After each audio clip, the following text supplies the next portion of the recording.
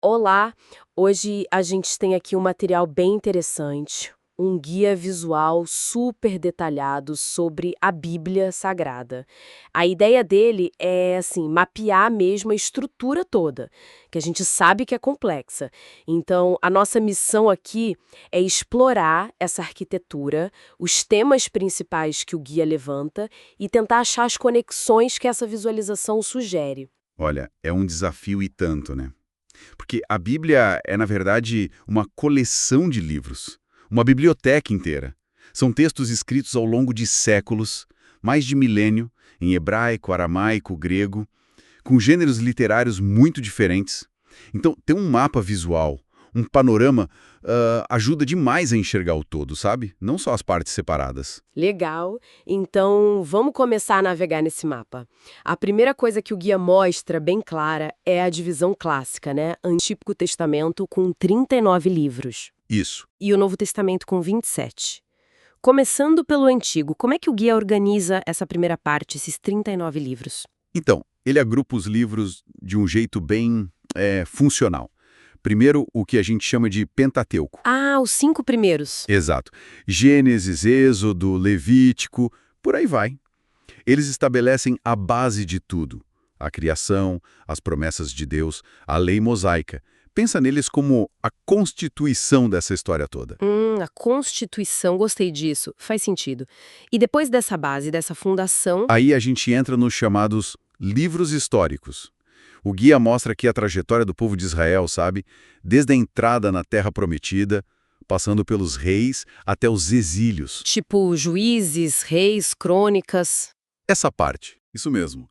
Ali a gente vê como aquela aliança, aquela constituição do Pentateuco foi vivida na prática.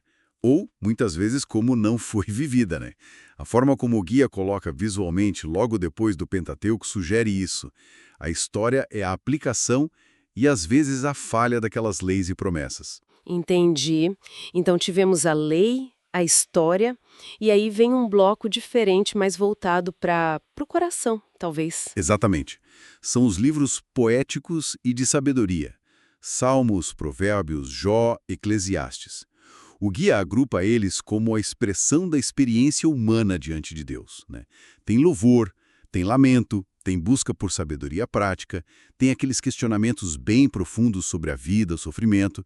É o coração e a mente respondendo à fé. E para fechar o Antigo Testamento, temos os profetas.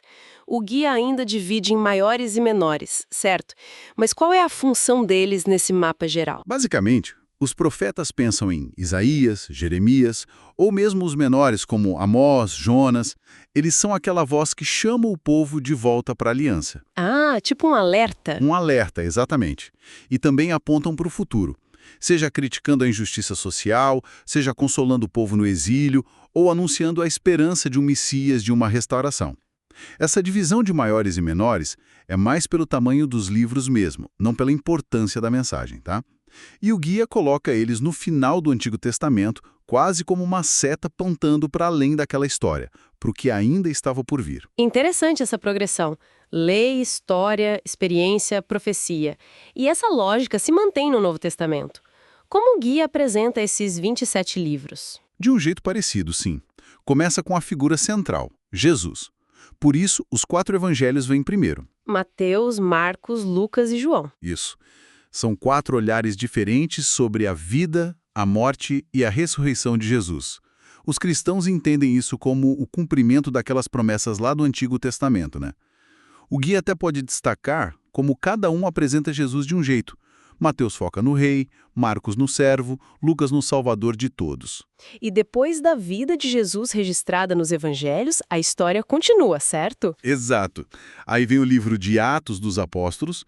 O guia posiciona ele como uma ponte mesmo, ligando a vida de Jesus com o começo da igreja. Atos narra como a mensagem dos apóstolos começou a se espalhar ali pelo Império Romano, com a ação do Espírito Santo. E aí chegamos nas cartas, as famosas epístolas.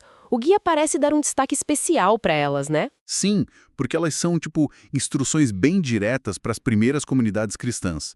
O material deve dividir entre as paulinas, as cartas do apóstolo Paulo, como Romanos, que é super importante para a doutrina da salvação pela fé? E as outras, as gerais? Isso, as gerais. Escritas por outros apóstolos, como Tiago, Pedro, João. Elas focam mais em questões práticas do dia a dia da vida cristã.